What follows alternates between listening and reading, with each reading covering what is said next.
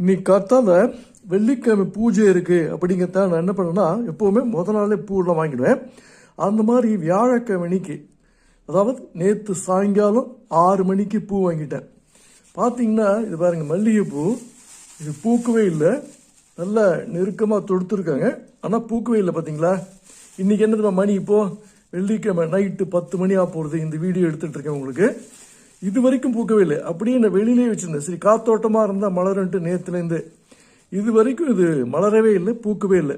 இப்போ என்ன பண்ணுறாங்கன்னா இந்த வெளிநாட்டுக்கு ஏற்றுமதி பண்ணுன்ட்டு இந்த மல்லிகைப்பூ ஜாதிப்பூ எல்லாத்தையும் அழகாக பேக் பண்ணி அந்த வாழை மட்டை வச்சு வாழை இலை வச்சு நல்லா ஜம்முன்னு பேக் பண்ணி அது என்ன 1 வாரம் 10 நாள் போவாங்க போகிறதுக்கு, அது அமெரிக்கா இங்கெல்லாம் அனுப்புறதுக்கு.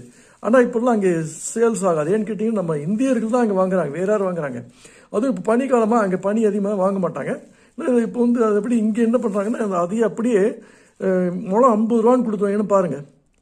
பேக்கிங் நல்லா இருக்குது, கட்டின நல்லா இருக்குது, ஆனால் பாருங்கள் பிளாஸ்டிக் பூ மாதிரி இருக்குது. இன்னும் இது வரைக்கும் மலரல. இன்றைக்கி மணி 10:20 நைட்டு. இந்த மாதிரி இருந்தால் என்ன பண்ணுறது பாருங்கள். இதுக்கு நம்ம என்ன பண்ணலாம்னா இனிமேல் நம்ம வீட்டிலே சின்ன சின்னதாக பூச்செடி வச்சு வாங்கி வச்சுக்கலாம். செம்பருத்தி பூச்செடி இல்லாட்டி நந்தியாவட்டை இந்த மாதிரி தொட்டிலேயே கூட வளர்க்கலாம். நமக்கு தேவையான பூ 2, 3, 4 எவ்வளோ பூ கிடையாது, ஒரு பூ கிடைச்சா கூட போகிறோம். அது சுவாமிக்கு நித்திய நம்ம ஆராதனைக்கு பூஜைக்கு நம்ம பயன்படுத்திக்கலாம். இதெல்லாம் வாங்கி பிரயோஜனமே இல்லை. இது என்னைக்கு அவங்க பேக் பண்ணாங்களோ தெரியல, 1 வாரம் ஆச்சா இல்லை 10 நாள் ஆகிடுறது இல்லை, அப்படியே இருக்குது பாருங்கள். ஆனால் இப்போ கொஞ்சம் நம்ம தமிழ்நாட்டிலையும் கொஞ்சம் குளிராக இருக்கிறதுனால இந்த பூ அப்படியே இல்லாட்டி நேரம் காஞ்சிருக்கும் அடிக்கிற. இப்போனா வெயில் இல்லையா, வெயிலே இல்லை, குளிராக இருக்கிறதுனால அப்படியே இருக்குது ஓரளவு, இல்லாட்டி காஞ்சி போயிருக்கும் எடுத்த உடனே. அவ்வளோ இதாக இருக்குது பாருங்கள். இன்னும் இது வரைக்கும் மலரலை.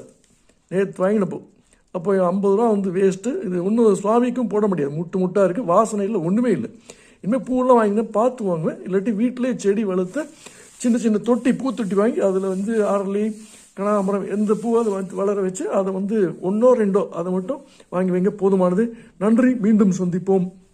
மறக்காம நம்ம சேனலை சப்ஸ்கிரைப் பண்ணிக்கோங்க. இல்லாட்டி போனால் துளசியே போகிறோம்.